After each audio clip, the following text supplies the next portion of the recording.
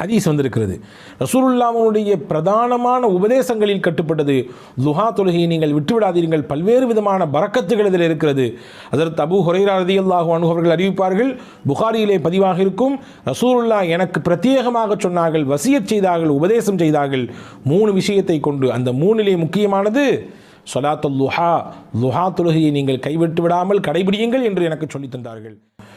நாம் கேட்டு கிடைத்த அருள் என்பது இருக்கலாம் வாழ்க்கையிலே, கேட்காமலேயே பல அருளை அல்லாஹ் நமக்கு தந்திருக்கிறான், பல்வேறு நிஅமத்துகளை தந்திருக்கிறான். அதிலே முக்கியமானது பிரதானமானது நாமெல்லாம் அல்லாஹ் என்று இறைவனை ஒருவன் என்று ஏற்றிருக்கிறோம்.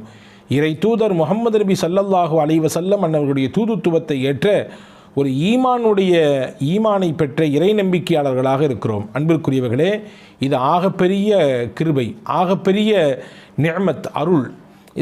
பொதுவாகவே நன்றி செய்கிற பொழுது மென்மேலும் உங்களுக்கு நாம் கொடுத்த அருளை அதிகரித்து தருவோம் என்று அல்லாஹ் சொல்கிறான். நமக்கு கிடைக்கப்பட்ட ஈமானினுடைய அந்த அருளுக்கு சதாவும் ஒவ்வொரு நாளும் நாம் அவனுக்கு நன்றி உபகாரத்தோடு இருக்கிற பொழுது ஈமானோடு மரணிக்கின்ற பாக்கியத்தையும் அல்லாஹ் தருவான். நமக்கு பின்னால் இருக்கக்கூடிய சந்ததிகள், நம் குடும்பத்தை சார்ந்தவர்கள், நம்முடைய உறவுக்காரர்கள், நம்முடைய பின்னால் வரக்கூடிய தலைமுறைகளுக்கெல்லாம் ஈமான் நசீபை அல்லாஹ் தருவான் என்று பெருமக்கள் நமக்கு சொல்லித் தருகிறார்கள். திருக்குரானிலே அல்லாஹ் சொல்லுவான் தானே, ல இன் ஷக்கர்த்தும் ல அஸீதன்னக்கும், நீங்கள் உங்களுக்கு கிடைக்கப்பட்ட அருளுக்கு நன்றி உணர்வோடு வாழ்வீர்களேயானால் உங்களுக்கு கொடுத்த அருளிலே இன்னும் அதிகரித்து தருவோம். வல இன் கஃபர்த்தும், நீங்கள் நன்றியை மறப்பீர்களேயானால், நன்றியை விட்டு அப்பாற்பட்டு வாழ்வீர்களேயானால் உங்களுக்கு லயின் கஃபர்த்தும் இன்ன அதாபீல ஷதீத், என்னுடைய வேதனை மிகவும் கடுமையானதாக இருக்கும் என்று ரப்புல் ஆலமீன் அல்லாஹ் சொல்லித் தருகிறான். அன்பிற்குரியவர்களே, இந்த நூலிலே நாம் ஜுல்ஃபிகார் நக்ஷபந்தி தாமத் பரக்காத்துஹும் அவர்கள் தொகுத்த 10 விதமான ஆலோசனைகள் என்ற நூலின் மொழியாக்கத்திலே இருந்து சில விஷயங்களை தான் நாம் பார்த்து வருகிறோம். அந்த நூலிலே ஹஜ்ரத் ஜுல்ஃபிகார் நக்ஷபந்தி ரஹிமஹுல்லா அவர்கள் தாமத் பரக்காத்துஹும் அவர்கள் சொல்கிறார்கள், நன்றி உணர்வோடு வாழக்கூடிய மனிதராக நாம் இருப்பதற்கு நாயகத்திடத்திலிருந்து சில பாடங்களை எடுத்துக்கொள்ள வேண்டும். நபிகள் நாயகம் ஸல்லல்லாஹு அலைஹி வஸல்லம் கற்றுத்தந்த ஒரு பிரதானமான பிரார்த்தனை தான் ரலீத்து பில்லாஹி ரப்பா ஒபில் இஸ்லாமி தீனா ஒபி முஹம்மதின் ஸல்லல்லாஹு அலைஹி வஸல்லம் நபிய்யம் வ ரசூலா. ரலீத்து பில்லாஹி ரப்பா, அல்லாஹுவை நான் ரப் என்று, எஜமானன் என்று பொருந்திக் கொண்டேன். ஒபில் இஸ்லாமி தீனா, எங்களுடைய மார்க்கமாக இஸ்லாத்தை நாங்கள் ஏற்றுக்கொண்டோம்.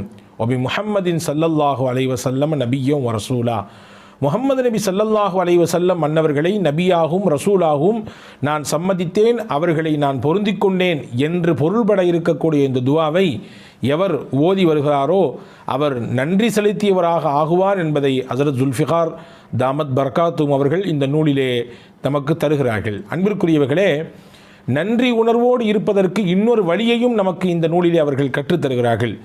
நம்முடைய வாழ்நாள் வயது இருக்கலாம், 30 இருக்கலாம், 40 இருக்கலாம், 60 கூட இருக்கலாம், ஏன் முதிர்ச்சி அடைந்து 70, 80களில் கூட நாம் வாழ்ந்து கொண்டிருக்கலாம். எத்தனை ஆண்டுகள் வாழ்ந்தாலும் நாம் வாழும் காலம் வரை நம்முடைய இருப்பு இந்த நிமிடத்தில் இப்பொழுது இருக்கிறோமே, இந்த நொடி பொழுது இதுவரை நமக்கு கிடைக்கப்பட்ட எல்லா விஷயங்களும் அல்லாஹ்வின் அருளை கொண்டே கிடைக்கப்பட்டது. எனக்கு கிடைத்த செல்வம், எனக்கு கிடைத்த அந்தஸ்து, எனக்கு கிடைத்த கல்வி, எனக்கு கிடைத்த பொருளாதாரம், எனக்கு கிடைத்த சமூக அந்தஸ்து, எனக்கு கிடைத்த சிறப்பு என்று என்னுடைய வாழ்வியலோடு தொடர்புடைய அத்துணை விஷயங்களும் யார் மூலம் கிடைத்தது? அல்லாஹுவின் மூலம்தான் கிடைத்தது. இனிவரும் காலங்களில் என்னுடைய வாழ்க்கையின் பிற்பகுதி, நான் 30 வருட காலம் நான் வாழ்ந்து இப்பொழுது 31வது வயதில் இருக்கிறேன், அல்லது 40 வயதில் இருக்கிறேன், அல்லது 60 வயதில் இருக்கிறேன்.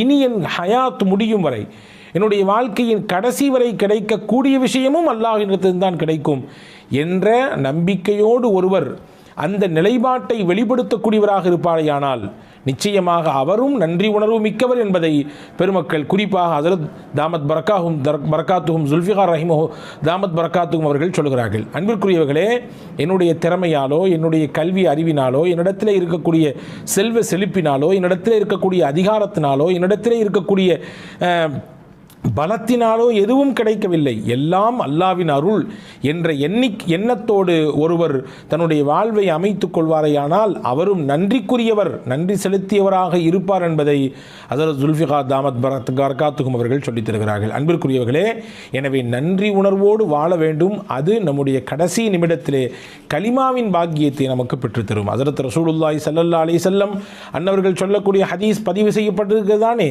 நாம் எல்லாம் பல தடவை கேட்டிருப்போம் தானே.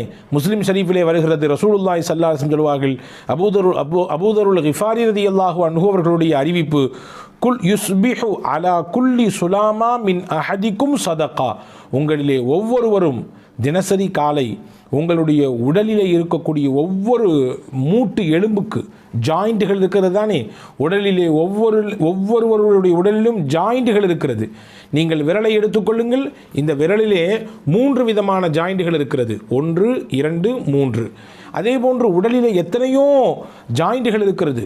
ஹஸரத் ரசூலுல்லாஹி ஸல்லல்லாஹு அலைஹி வஸல்லம் சொன்னார்கள் 360 ஜாயிண்ட்டுகள் இருக்கிறது, 360 மூட்டு இணைப்புகள் இருக்கிறது.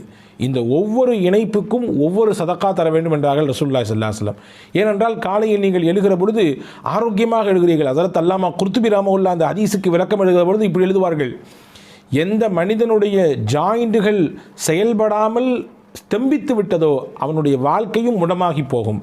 நினைத்து பாருங்கள், நம்முடைய கையிலே 5 விரல் இருக்கிறது. நாம் நினைத்த மாதிரி நாம் மடக்கிக் கொள்கிறோம், விரித்து கொள்கிறோம், நினைத்ததை பிடித்து தூக்குகிறோம், தேவை உள்ளதை நாம் தட்டுகிறோம், அதே போன்று எடுக்கிறோம் வைக்கிறோம், இப்படி பல விஷயங்களை செய்கிறோம். அப்படி இருக்குதானே. ஆனால் இந்த ஜாயிண்ட்டுகள் எல்லாம் செயல்படாமல் போனது என்று வைத்துக் கொள்ளுங்கள், அப்படியே முடமாகி போய்விடும், எதுவுமே செய்ய முடியாது. பிடிப்பதற்கு சிரமமாகி போய்விடும், எழுதுவதற்கு சிரமமாகி போய்விடும், வாசிப்பதற்கு கஷ்டமாகி போய்விடும், எல்லாம் முடம்தான். ஹஸரத் அல்லாமா குர்துபி ரஹ்மத்துல்லாஹி தான், இது பெரிய நிஅமத், இது அல்லாஹ் கொடுத்த பெரும் நிஅமத். ஒவ்வொரு நாளும் காலை எடுக்கிற பொழுது நம்முடைய ஜாயின்கள் எல்லாம் செயலோடு இருக்கிறது என்றால் அது பெரும் நிஅமத். எனவே தான் ரசூலுல்லாஹி ஸல்லல்லாஹு அலைஹி வஸல்லம் ஒவ்வொரு நாள் காலையும் நீங்கள் 360 தர்மம் செய்யுங்கள், காரணம் உடலிலே 360 மூட்டுகள் இருக்கிறது என்று சொன்னார்கள். சஹாபாக்கள்லாம் கேட்டாங்க, ஏழை சஹாபாக்கள் எங்களால் எப்படி முடியும், 360 தர்மம்